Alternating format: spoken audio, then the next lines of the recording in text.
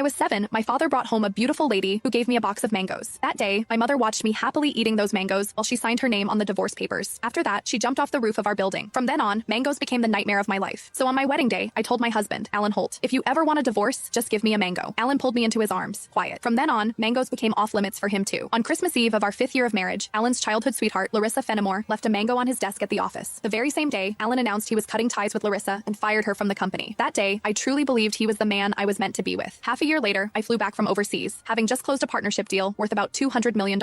At the celebration dinner, Alan handed me a drink. After I had finished half the glass, his so-called childhood sweetheart, the woman who had been kicked out of the company, stood behind me with a big grin and asked, "Does the mango juice taste good?" I stared at Alan in disbelief, and he was trying hard not to laugh. "Don't be mad. Larissa insisted I played a little joke on you. I didn't actually give you a mango. I just gave you a bottle of mango juice. But I think she's right. The fact that you don't eat mangoes is a real problem. You were really enjoying that juice just now." My face went cold. I lifted my hand and threw the rest of the mango juice in his face, then turned around and walked away. Some things are never a joke. I wouldn't kid around with mangoes or divorce. Ms. Mendez, your stomach condition flared up again because of stress and emotional triggers. If there's something you really don't like to eat, you mustn't force it down again. The next time might not just be a stomach ache. We might have to remove part of your stomach. Stay in the hospital for observation for 1 day and contact your family as soon as you can. When I heard the doctor say that, I went completely quiet. For the sake of a new project, I had been overseas for 39 straight days, working day and night, and I finally made it back in one piece. I never expected that at the celebration dinner, 1 glass of mango juice from Alan would land me right in a hospital bed. Out of habit, I tapped open my pinned chat on WhatsApp, typed 2 words, and then realized something felt off. Looking closely, I confirmed that it was Alan Holt. He had just changed his profile picture. Now, it was a green mango. While I was staring blankly at the chat window, Alan's call came through. He sounded cold. "I'm already home. Where are you?" I said nothing. Any other time, I would soften my voice and act like a spoiled little girl with him. But tonight, I honestly didn't know what to say. Alan sounded annoyed. "Myra, how long are you planning to keep this up?" "I'm at the hospital." Alan went quiet. He had never shown much interest in my health. He would never have guessed that 1 glass of mango juice from him would send me straight to the emergency room. "Stay put at the hospital. I'm coming over right now." I didn't want to deal with him, but my body was so weak that I didn't feel like moving at all. Time dragged by. The doctor came in to check on me 3 different times, and Alan still didn't show up. Right before I went to sleep, I glanced at my phone one last time and saw Larissa Fenimore's new post on her social feed. Every time I get hurt, my knight in shining armor shows up. I'm so lucky. The picture under it was a shot of Alan putting a bandage on her. Larissa's profile picture was a yellow mango. It was pretty, but it made me sick. Alan and I had known each other for 10 years, and he had always known exactly where my bottom line was. After so many years in business, he also knew perfectly well how to keep a proper distance from other women. But now, he kept crossing that line again and again. In that case, our marriage and the newest project I had negotiated no longer needed to exist. I had closed a $200 million